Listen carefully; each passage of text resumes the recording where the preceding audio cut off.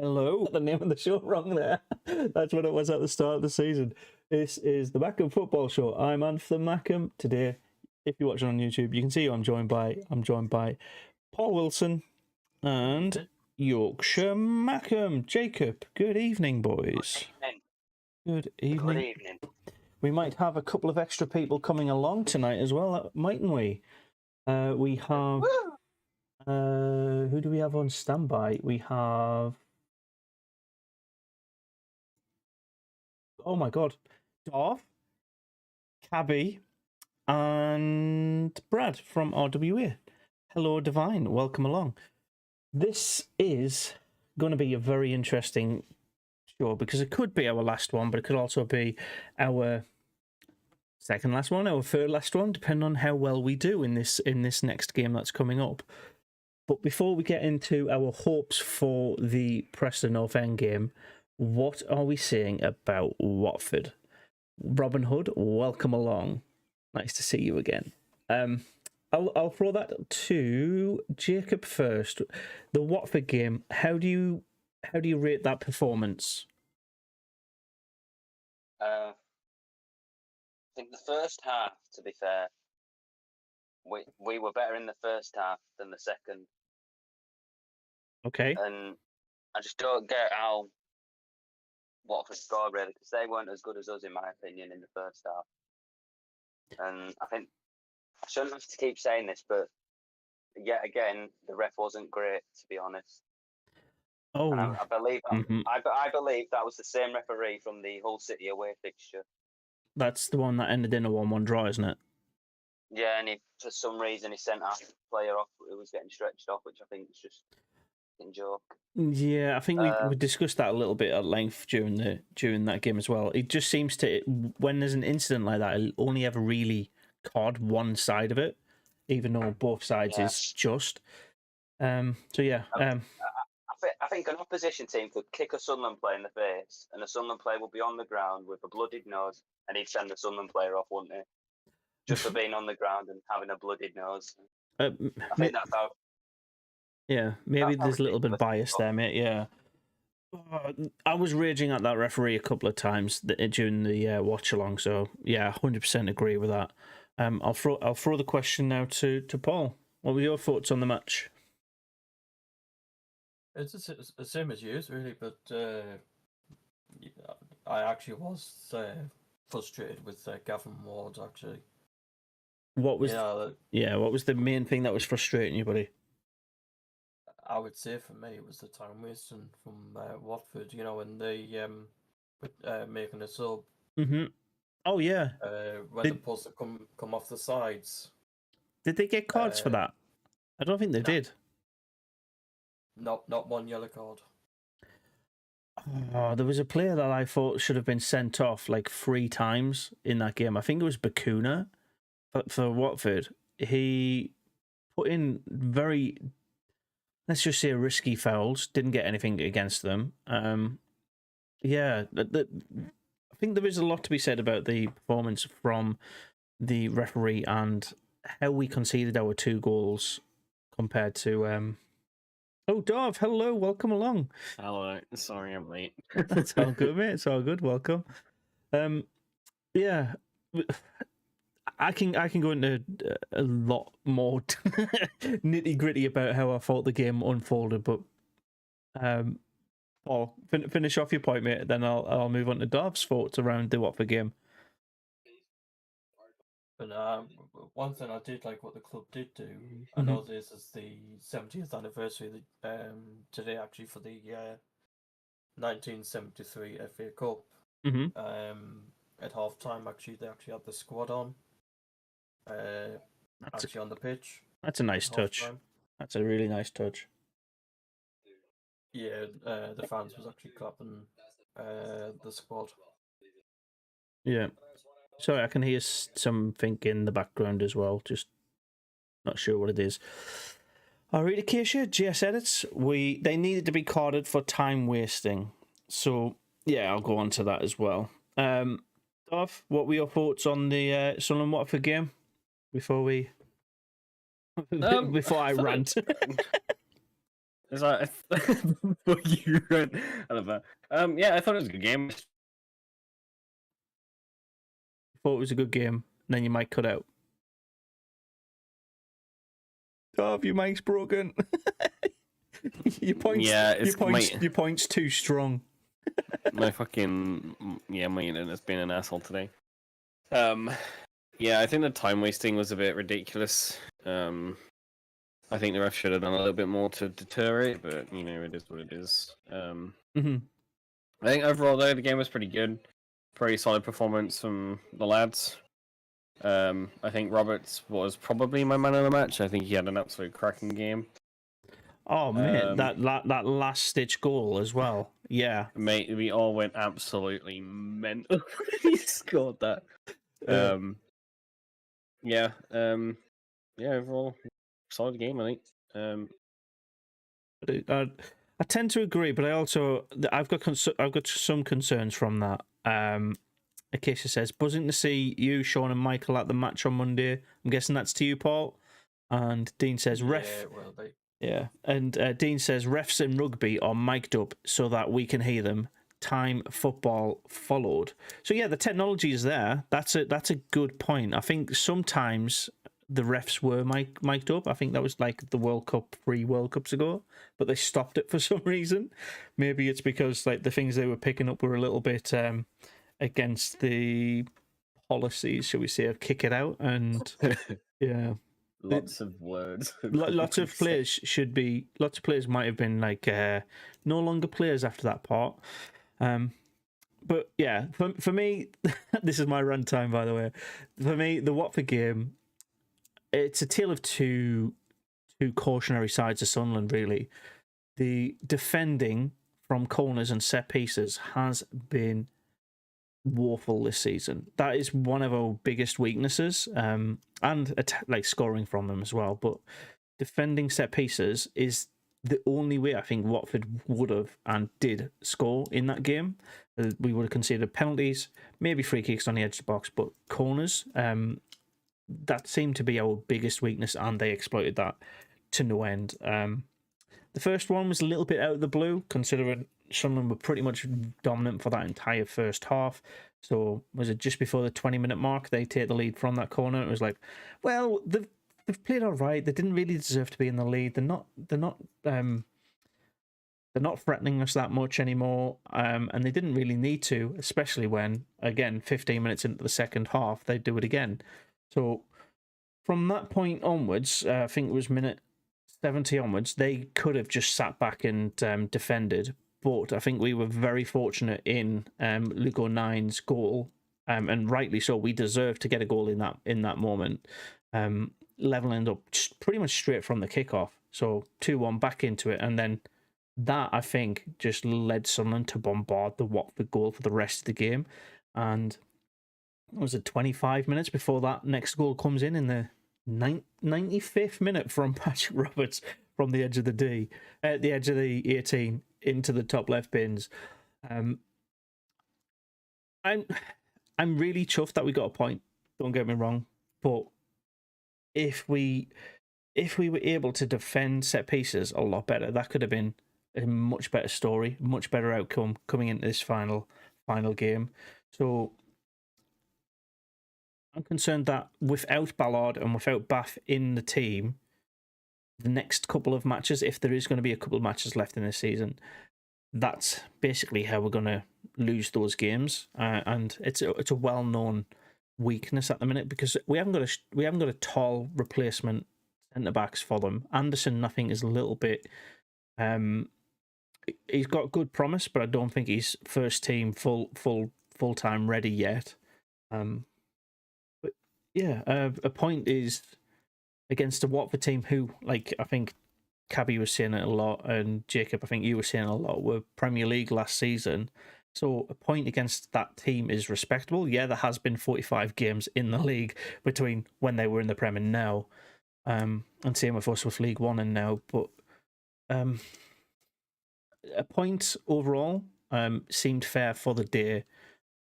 But I think quality-wise and trajectory-wise, I think we're above them now in terms of just pure momentum and the quality in our squad. I can see a lot of Watford players leaving the team this year, and they're getting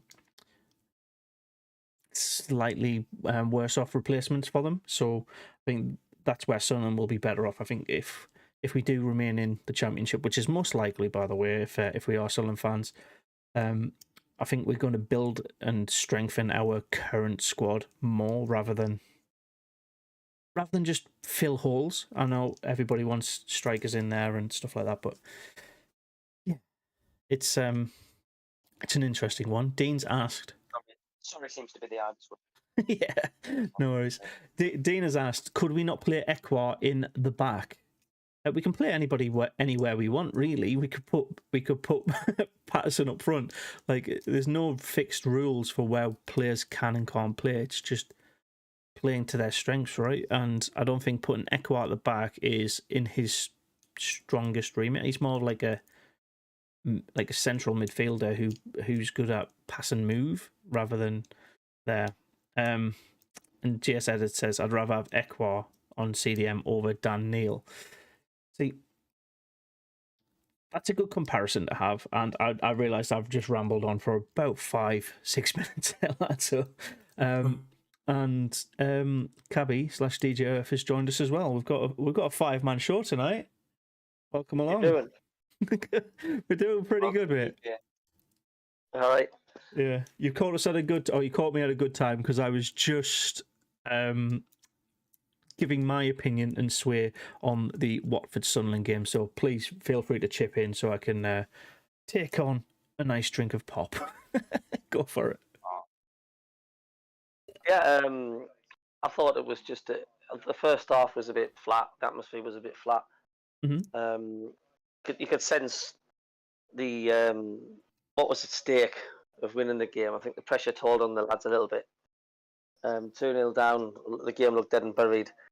But we just showed what we've showed all season: the fight back, the spirit that the lads have got, the togetherness what the young lads have got, and Mm-hmm. the last 10 minutes or so.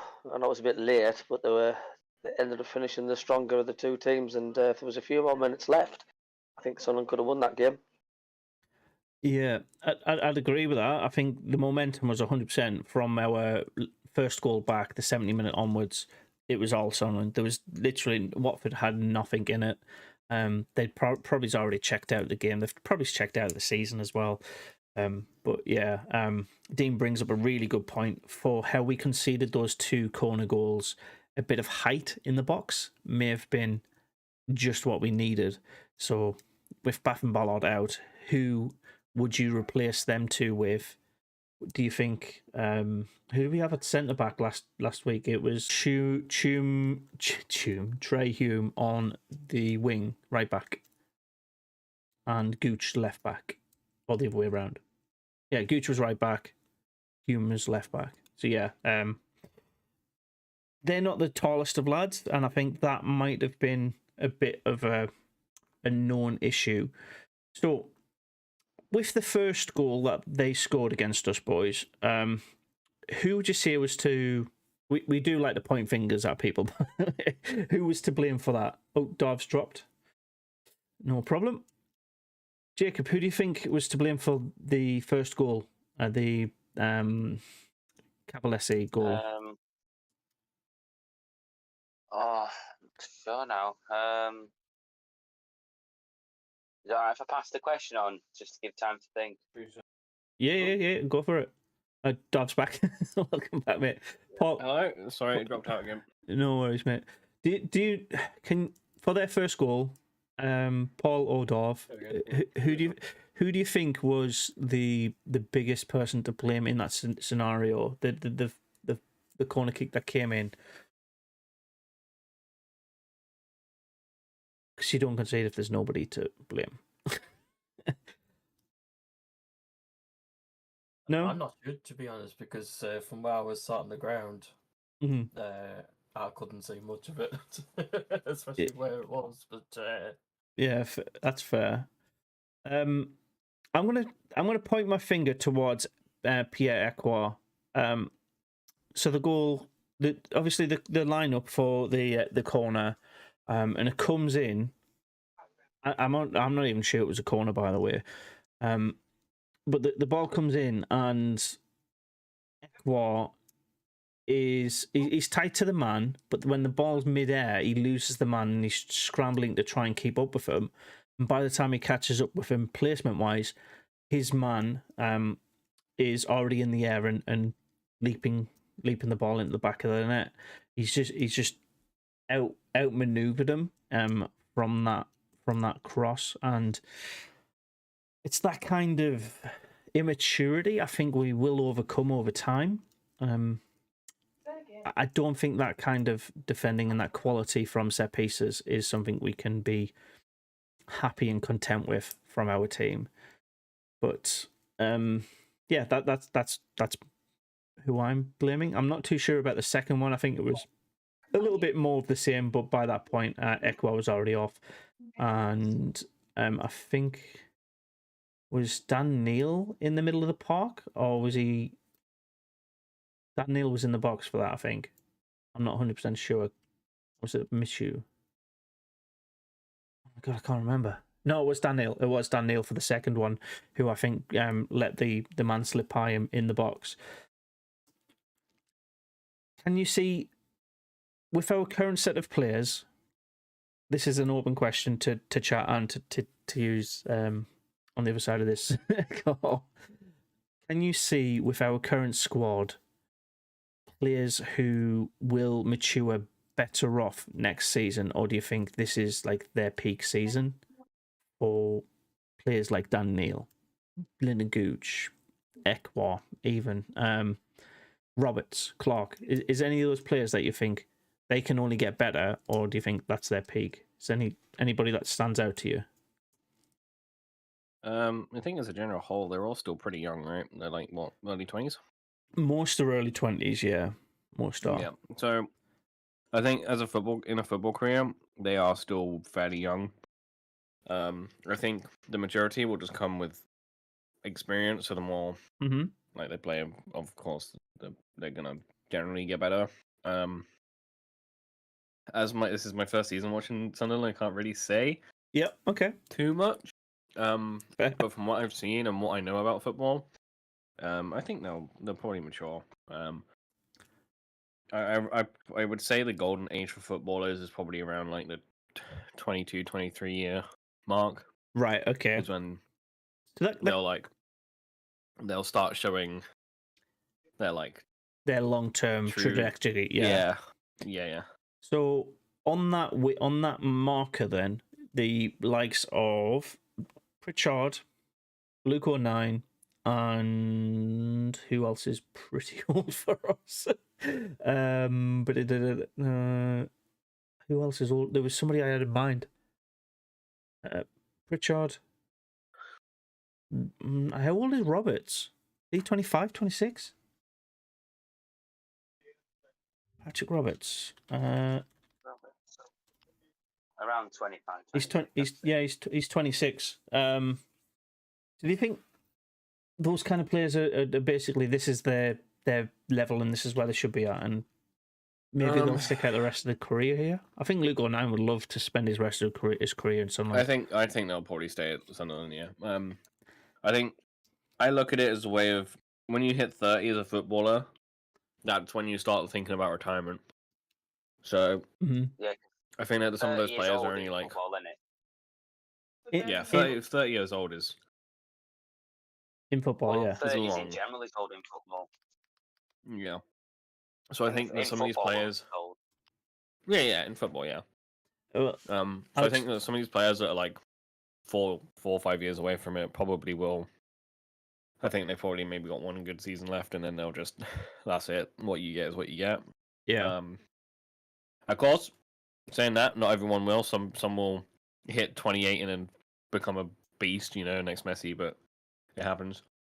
I don't think it'll happen with Sunderland players for a couple of years at least. No. No. But I think you'll wait and see, I guess.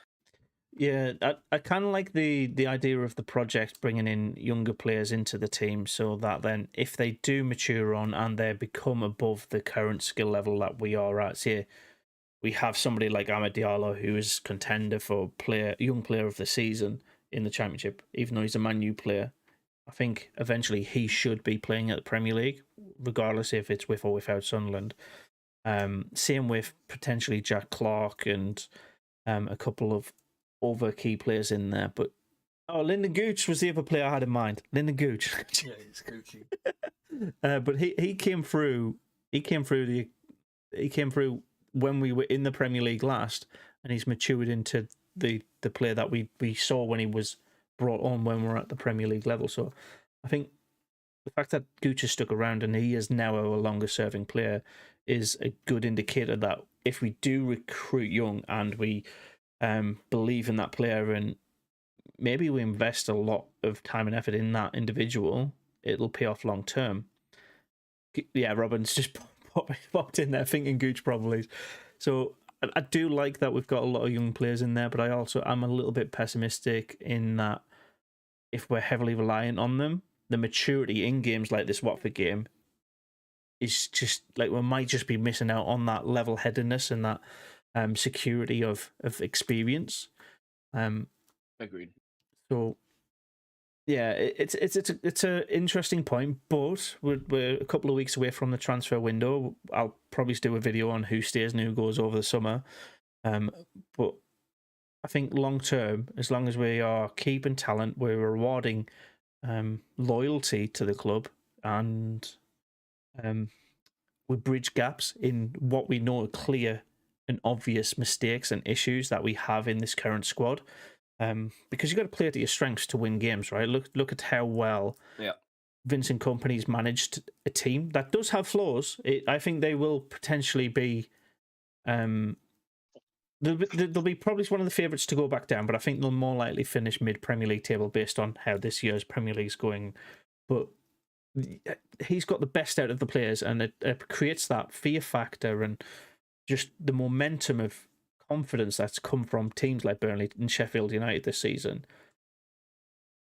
Tactical, they've lost. Look, if you look at Sheffield United, they've lost 11 games this season.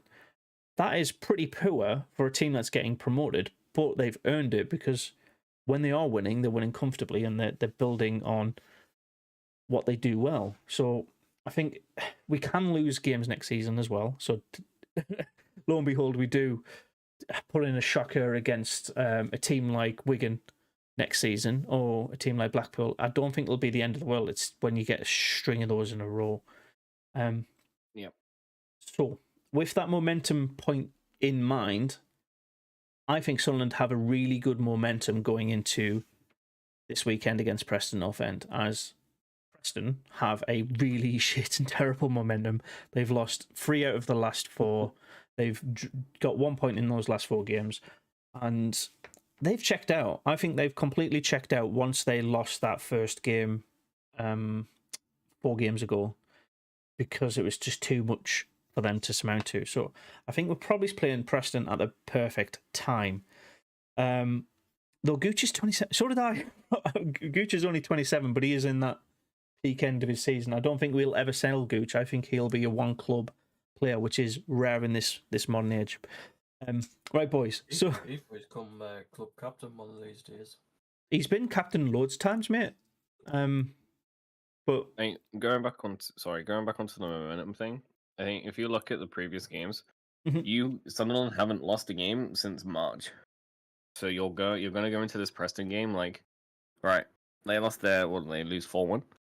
Yeah, the last game. Yeah. Preston. Yep. Because they've lost 4-1. Their mental is going to be pretty awful. We need to capitalize on that. We need to try and get a couple of early goals if we can. And then I think if you manage to do that, then game's done. Yeah, and we've done what we need to. I think that the fact that we've got, we're reliant on Millwall and Coventry results going our way, but ultimately, even if they don't go our way, we need to do our job and win this game against Preston. Yep.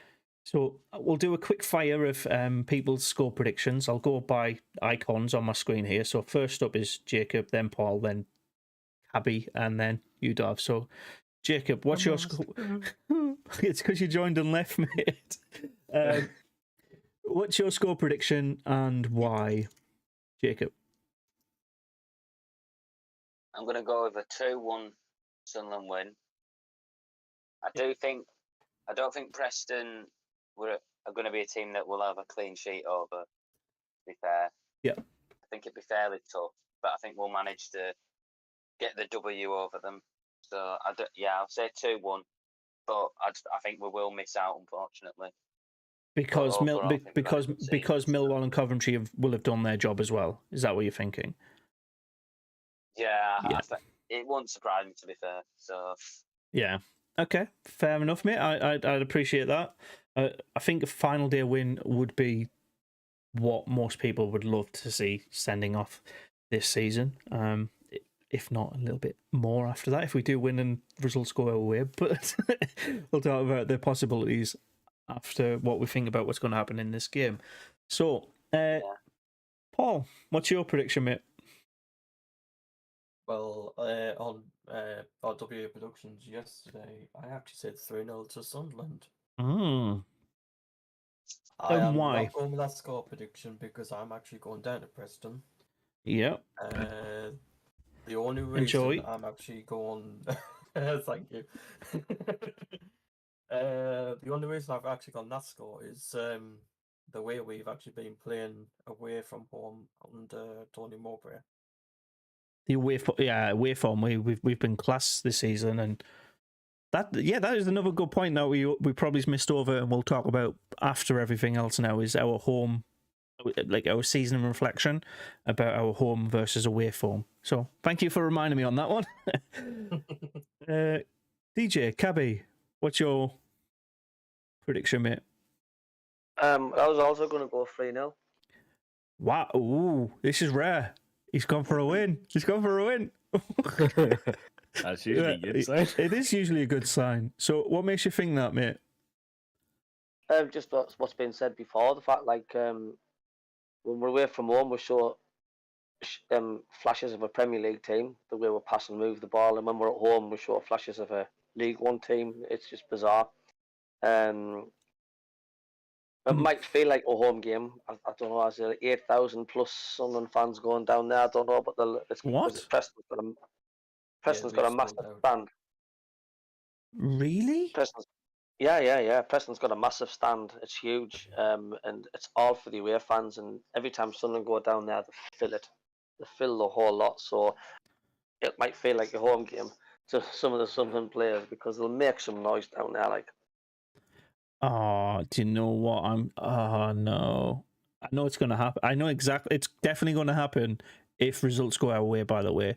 There will be a pitch invasion. It's going to happen. So if that does happen, lads, lasses, and everybody who's there at the game, Paul, looking at you, mate, just don't put our club into the news for the wrong reasons if you are celebrating like that.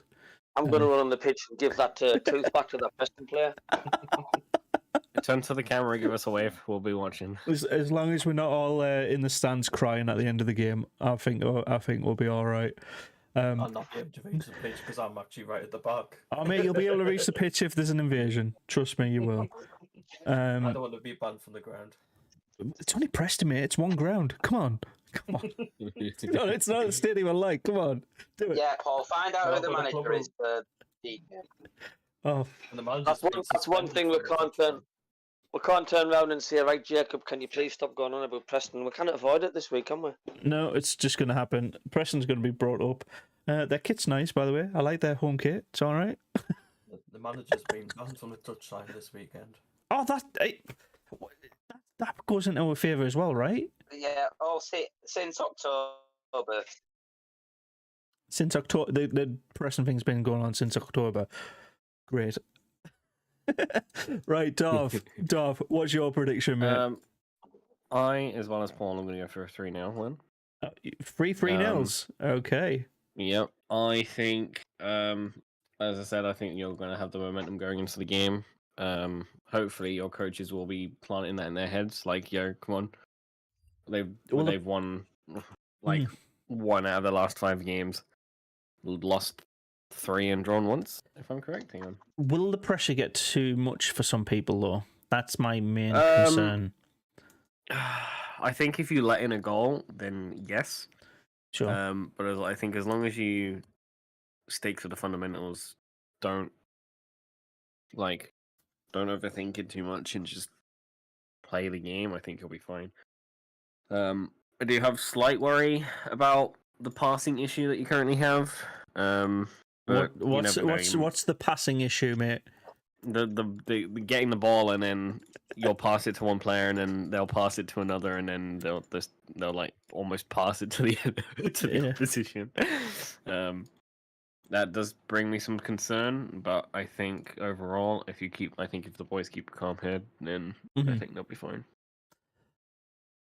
Good. I'm really liking that. I'll chip in with my score prediction now as well. I'm going to go for a 2-0 Sunderland win. A clean sheet. I think we're due one. We've not had one for quite a while, and yeah, it just feels like you said, away from home, momentum is in our favour. Preston have already checked out early.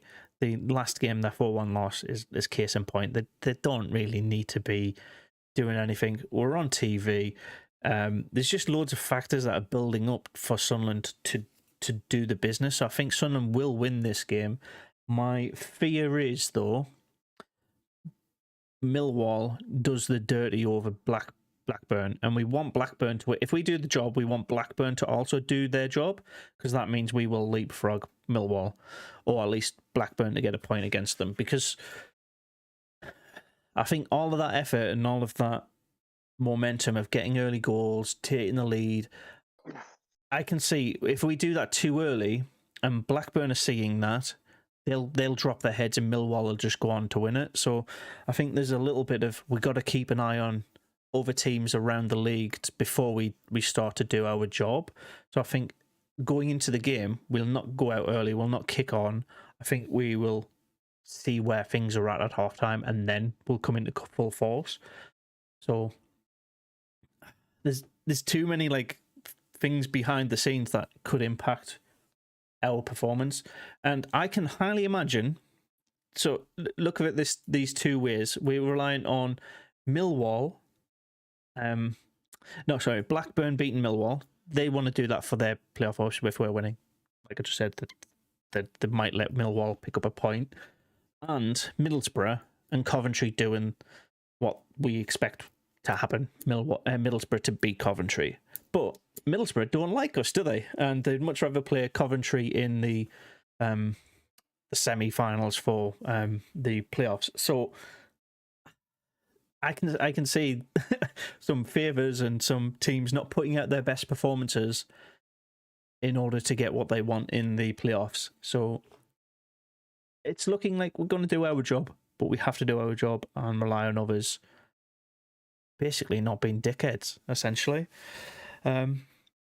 So will we make the playoffs, boys? In a word, go through it. Jacob, Paul, DJ, Darv.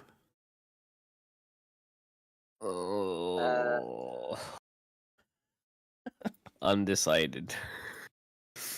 So that's a no. Here's my word. The thing is, if you had won your previous game, I would 100% say yes.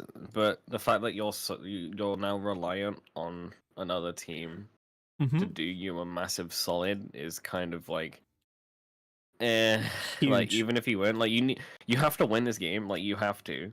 But it's like even if you win, it's technically not going to be good enough. Like you also need another team to do you a solid, and it's kind of like oh no.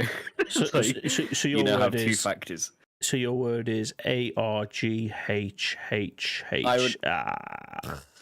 You've basically you've got a 25% chance of making it to playoffs. Is the way I look at it. You have a 25% chance. Is the way I'm looking at it, and 25%, even though it's good, it's still not favorable.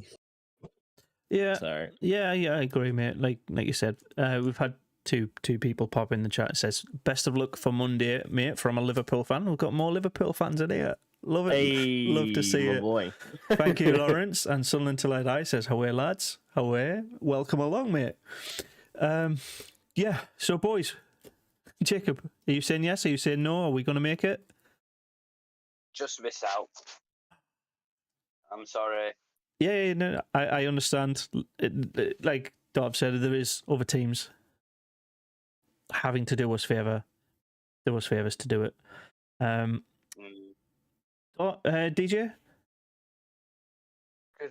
I'm just having a tongue sandwich. I think we'll win on the day, but I think results will not be in our favour. It was in our hands. Obviously, it's not anymore. Yeah. I don't think it's our favour. Other than that, we could. But if it does go our favour, what I think will happen is, I think Tony Mowbray will say, I've had enough. We'll be managerless going into the playoffs. Alex Neil will come back and get us promoted at Wembley. Oh my god. There's shit takes, mate, and then there's that. Fucking hell. You never know. Oh, we do know. He's not going to leave his multi-million-pound manager contract at Stoke to manage 3 games. It's not happening. Paul, is yours as outlandish as that? Are we making it? God, Bowers actually keeps asking me as well. Every time I'm at the match, he's like, do you think we'll make it? Do you think we'll make it? I'm like, I'm sitting on the fence. I would say come down. I'd say it'll come down from to the game on Monday, but I'm going to say if we beat Preston on Monday, I'm going to say yes. So if we do the job, we're going up. The other teams are actually going to do our favours. Okay. Yes. At least we got a pessimistic yes. We got one out of 4 to say we're going to do it. I am actually going to say we are going to do it. I think we're going to make it to the playoffs. I'm going to eat my words or whatever if we don't. But I've just got that fear.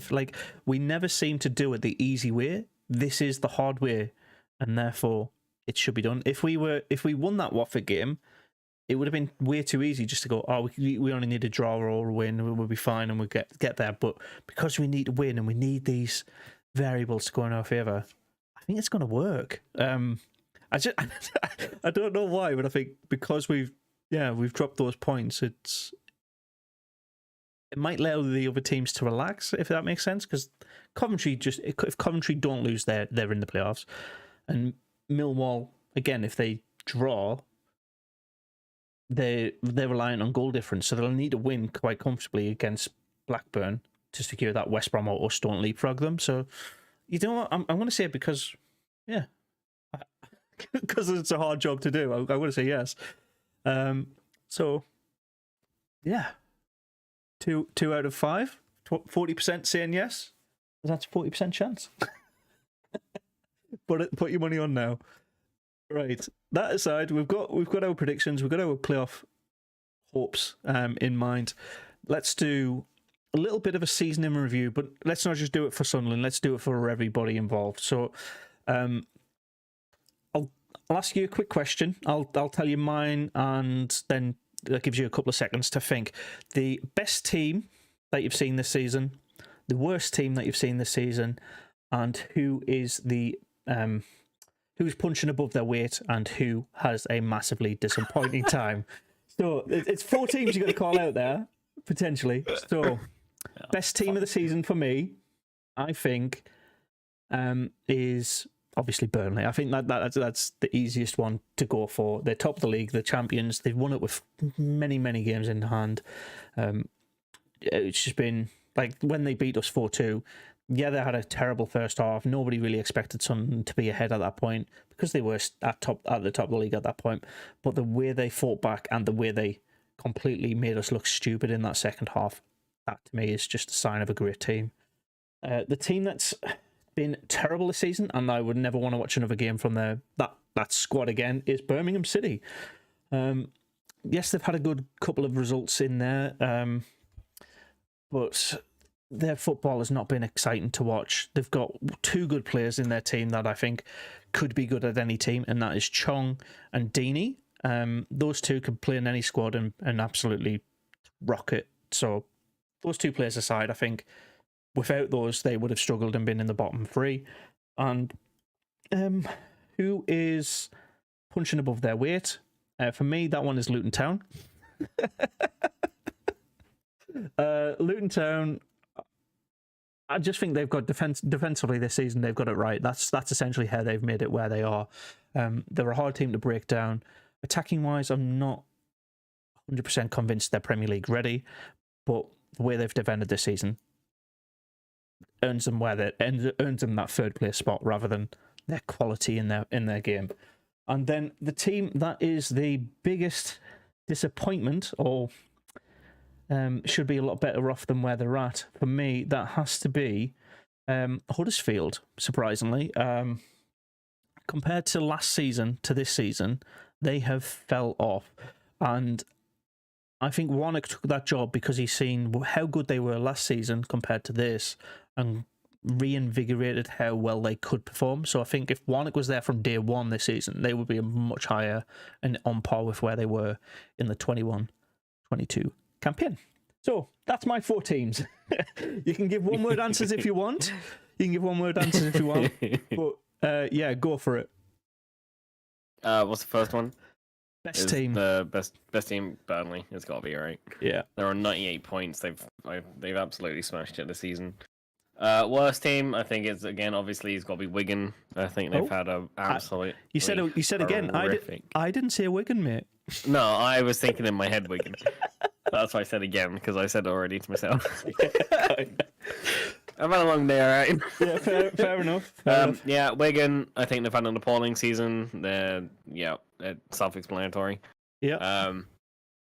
Then what's the next one? At least we're not Wigan. Was it punching above their weight? Not Wigan.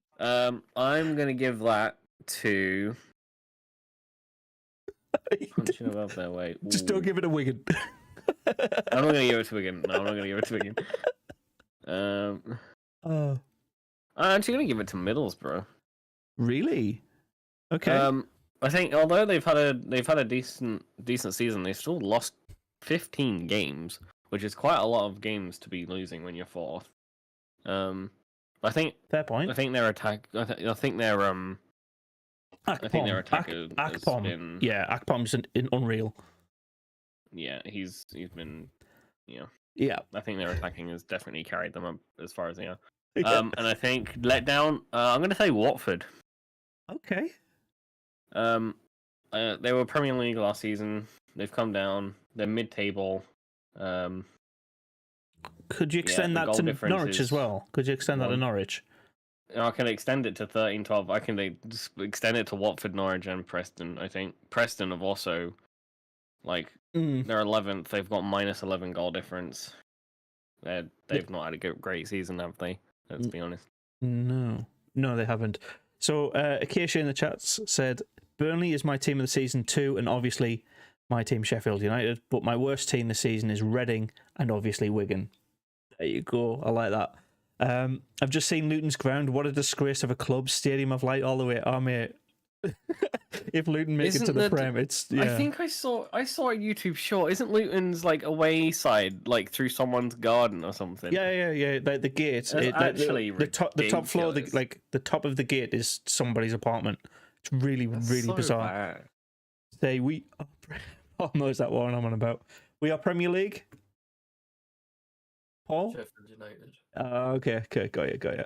And Norwich and Watford have been really, really poor. So, okay. Now that I know you've got your mic on, mate, who's your best team? Burnley. That's 3 for Burnley. Got you. Fair enough. Worst team? Worst team. At least we're not Wigan. Another one for Wigan. Okay, fair enough. And punching above their weight. Yeah, what I'm going to say is Stoke. Punching above their weight. That's gonna piss off so. That's savage. It's gonna piss off so many Stokies. Oh, that's gonna cause issues. Right, and disappointing season.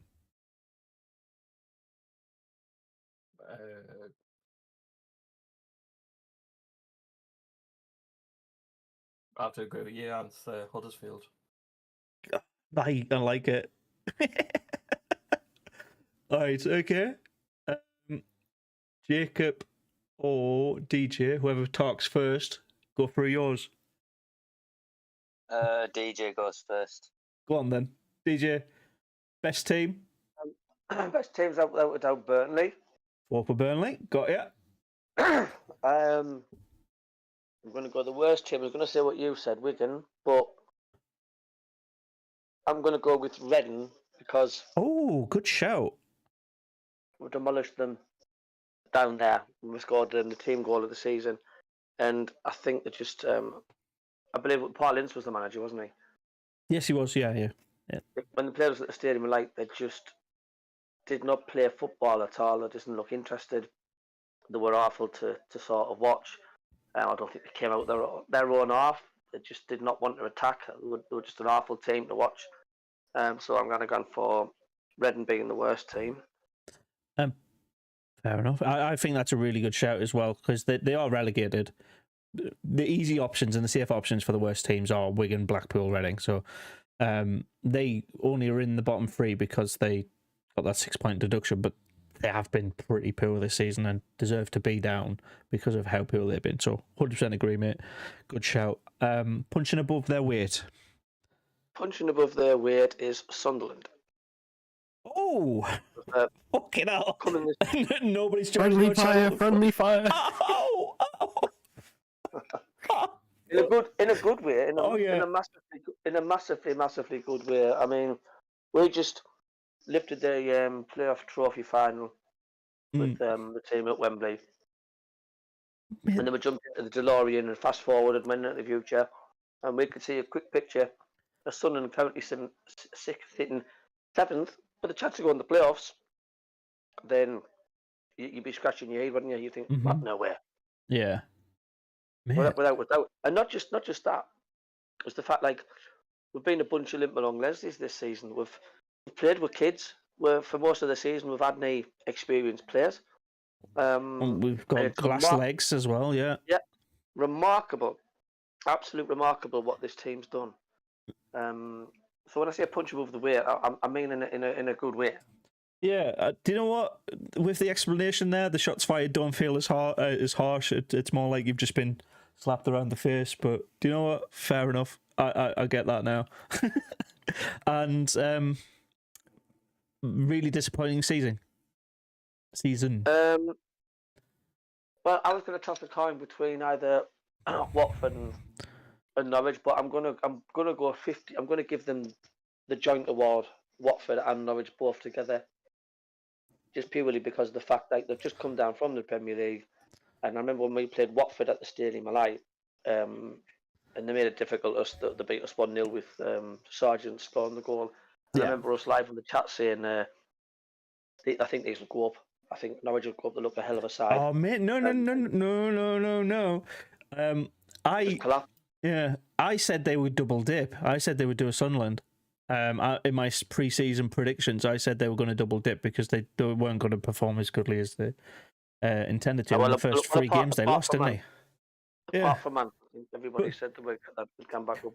So punching above the weight is Norwich for me. But Watford are their other team. I said they would go straight back up. They didn't lose many people in the summer. They had a bit of a restructure, but they kept the good talent there. So yeah, like Porteous is Premier League last year.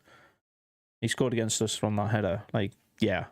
Norwich, Watford, the Premier League rejects, being mid-table. Fair point. I like that. And finally, Jacob, who are you going for? Best team. Right. Best team. Burnley. Best team. I think unanimously Burnley have won best team of the championship. Hands down. Yeah. Winners. Go. Yeah. Fair enough. Now, is it worst team, did you say? Worst team. Is it worst? Yep. At least we're not Wigan. Definitely. That's free for Wigan. At least we're not Wigan. At least we're not Wigan. Okay. Punching above their weight. Punching above their weight. I'm going to go with Luton. You matched me. Nice. Okay. Fair. Yeah. So Luton's won that one just by 2 votes to 1-1-1. And Yeah. how about the team that's had a massively underperforming, disappointing season? I'm gonna go with. You know what? I'll do same as DJ, Norwich and Watford. Right. So with that, Gav, do you also want to add Norwich into there because they can get the joint one there? Yeah, fuck yeah, I'll add Norwich. Fair enough. So we're unanimous in Burnley being the best team in the league this season, Wigan being the worst. I mean, look at the league table. That's not that difficult to prove. But punching above their weight, the winner of that is Luton, with Middlesbrough, Stoke, and Sunderland being involved in that as well. The fact that you pick Stoke in 16th for me is that's just mean. And because I like to kneel. Fair enough.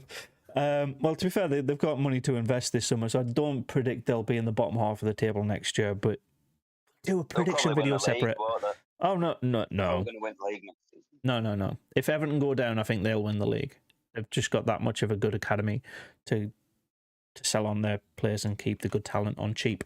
So, yeah, we'll see who comes down from the Premier League before we make our prediction video for next season, I think, and we can do that together if you want. Ooh. And what was it? The most disappointing team, that one went to 2 teams actually, Norwich and Watford, which are 12th and 13th respectively in this table, and that could flip on the final day of the season as well. So I think that's a fair summary of this year. We have 1 game left to go.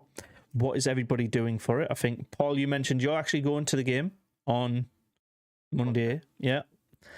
So you're not going to watch the coronation. Oh, is that on Saturday or Monday? Couldn't give less of a shit. Saturday. Oh yeah, okay, yeah. I wasn't going to watch it either. I said earlier on, it's basically just watching an old man put on a hat. He's already king. Like, come on. And a vegan quiche. Come on, have a bit of class. But anyways, what are you doing for the game, Jacob? I'll just. Hello? Wow. Nothing else. Yeah, can you hear you now, mate? Can't hear you now, though. What's going on? There you go. I heard, Right, 1 minute. I heard, right, 1 minute. I heard it. Shit. Can you hear me now? Yes. Can you hear me now? Yes. Right, yeah, I won't be doing much. Just coming onto your stream. The watch along. Perfect, mate. That's it. Awesome. Same as Dav. Same as Darth? Yeah, same as me. Awesome. So we've got 2 confirmed guests on the Monday watch along. I'll be bringing along the.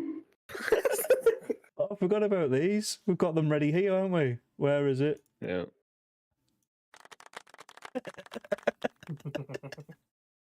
And Cabby, DJ, what are you doing for the game on Monday? Mute. Let's hope he mutes himself in about 3 seconds. DJ. After DJ. DJ. After DJ. All right, I think he's going to be joining us. If not, he does his own watch along on Monday as well. So check his channel out. I know, what is RWA doing, Paul? Because you're part of that team. What are RWA doing? Our next stream is on Wednesday from Gateshead College. Nice. So you'll be able to have the earliest stream that evaluates our playoff chances of joining them. Right, DJ, what are you doing for the Monday game? I'll be joining you guys, but I'll also be streaming on my channel as well. I only need to get 300 watch time hours. Easy done, mate. Easy done. But it's whether I can accept it or not again for the 3rd time. Strike. You're out of here. That's it, mate. I think we're good. We're wrapped up. We will be doing another one next week, depending on how well we do in the playoffs or not. They'll be a little bit less frequent depending on how our season ends. But we will be doing watch along on Monday, another one of these next week, and we'll work out what we need to do after that, depending on how well Am I right to Sunderland say the perform. match is on Sky?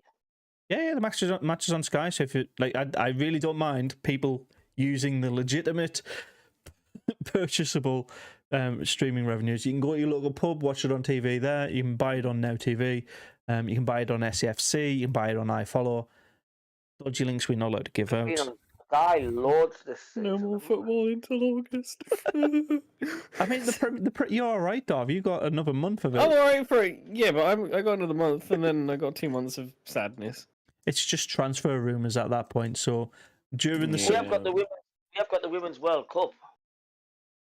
yay! I mean, that's on ITV, mate. I mean, it might be worth watching to try and get me to go to sleep. Has the BBC not got it, no? No, it's ITV4. Maybe CBBC. No, mate, no. That's just too mean. But it is in Australia, so to be quite honest with you, I don't think any of us will see any of it. I will. If it's in Oz, I like everything Oz, mate. So yeah, I'll be watching it. There you go. Cool. I think we're done. We're an hour up. So on that, catch you on Monday. Away the lads, and see you next time. Toodaloo. Bye. Bye. Thank you for tuning in. Until next time. Bye. Ding.